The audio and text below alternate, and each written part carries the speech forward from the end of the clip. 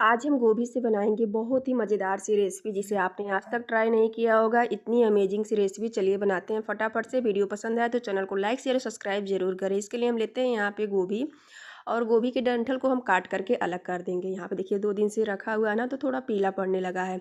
इसके डंठल को इस तरीके से हम एक एक डंठल को काट करके निकाल लेंगे। देखिए अभी जो पार्ट चिपका हुआ है इसके डंठल का ना, उसको एक एक करके इस तरीके से काटते जाएंगे और निकाल लेंगे। इसका कोई भी उपयोग नहीं है।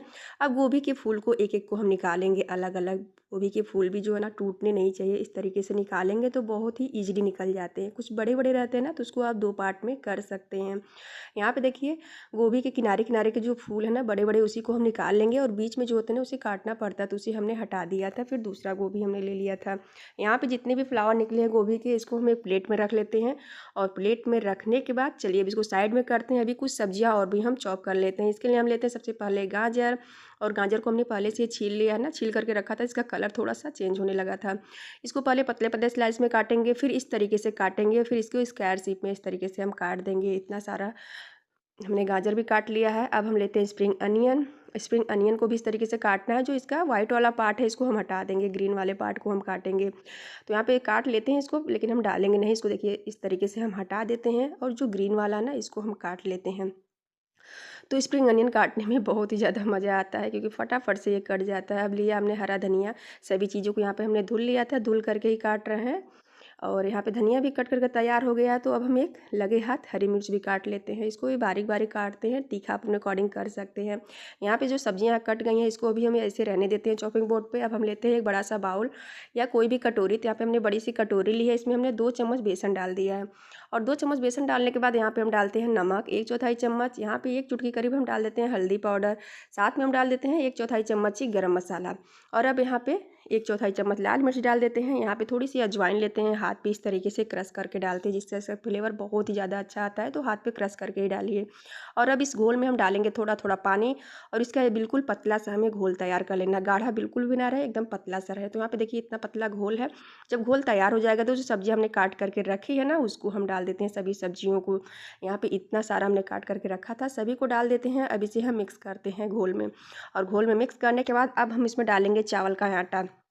तो चावल का आटा भी यहाँ पे 2 से ढाई चम्मच है। चावल के आटे को डालने के बाद थोड़ा सा पानी और भी हम डालेंगे, और इसका घोल तैयार कर लेते हैं। तो घोल यहाँ पे देखिए बन करके तैयार हो गया है। अब हम लेते हैं गोभी के फूल को, और इसके ऊपर इस बैटर को हम इस तरीके से डाल देते हैं, और बन करके बहुत ही मज़ेदार सी ये रेसिपी तैयार हो जाएगी। यहाँ पे इस तरीके से इस पूरे बैटर को हमें इसमें डाल देना है। तो यहाँ पे प्लेट थोड़ा छोटा है ना, तब भी इसमें हमने एडजस्ट कर ही लिया था। इस तरीके से गोभी के फूल को डिप करना है। यहाँ पे सारे फूल में ना अच्छी तरीके से ये बैटर लगा हुआ होना चाहिए। और इस बैटर को लगाने के बाद इसे थोड़ी देर हम रख देते हैं साइड में, और तब तक हम गैस पे चढ़ा देते हैं एक पैन। गैस को करते हैं भी हाई फ्लेम पे हम, और फिर इसमें हम ऑयल डाल देते हैं, जिसमें भी आपको तलना हो। यहाँ पे देखिए इतना सारा हमने तेल डाल दिया, उसको गर्म हो जाने देते हैं। और जैसे ही तेल गर्म हो गया, इसमें एक एक करके गोभी के इस नाश्ते को हम डाल देते हैं। और जो गाजर और स्प्रिंग अनियन है सभी को साइड में रखते जाएंगे, मतलब ऊपर गोभी के लगा हुआ रहना चाहिए, तभी देखने में इसका कलर अच्छा आएगा और टेस्ट भी अच्छा आएगा। तो कभी कभी होता है ना कि गोभी के नीचे सब जा करके बैठ जाता है, तो आप हाथ से उठा करके गोभी के ऊपर देखिए हमने रख लिया है। और इसको इकट्ठा करके सभी को तेल में हम एक एक करके अलग अलग डाल देते हैं, और एक साइड से इसे हम पकने देते हैं कम से कम 7 से 8 मिनट। गैस को हम धीमा कर देते हैं। तो ये बहुत ही ज़्यादा नाश्ता जो है जा करके नीचे चिपक जाता है ना, तो इसको पलटे से अगर हम छुड़ाएंगे तो टूट जाते हैं। तो यहाँ पे हमने चक्कू ले लिया है, और इसी से इसको हम पहले छुड़ा लेते हैं, फिर इसको दूसरी साइड हम पलट देते हैं। दूसरी साइड का कलर देखिए बहुत ही प्यारा आया था। और इतना अच्छा कलर जब आ जाए तभी इसको आप पलटिए, और इसको एक एक जो चिपका हुआ है उसको हम चाकू से छुड़ाते जाएंगे। और दूसरे साइड से भी इसे हम 7 से 8 मिनट सेक लेंगे। तो बहुत ही मज़ेदार अमेजिंग सा ये नाश्ता गोभी का बन करके तैयार हो गया है। और इसे एक बार जब ये फ्राई हो गया तो इसको हम दूसरी झन्नी में निकाल लेते हैं, क्योंकि अभी बचा हुआ और भी है, तो उसको भी हम डाल करके तेल में फ्राई कर लेंगे। यहाँ पे जितना भी एक्स्ट्रा ऑयल है ना, इसको इस तरीके से करते हुए हमने निकाल लिया था, और थोड़ी देर अलग रख दिया था ताकि इसका तेल निकल जाए। और बन करके बहुत ही मज़ेदार सा ये नाश्ता तैयार है। अब हम एक प्लेट लेते हैं, इसकी प्लेटिंग कर लेते हैं।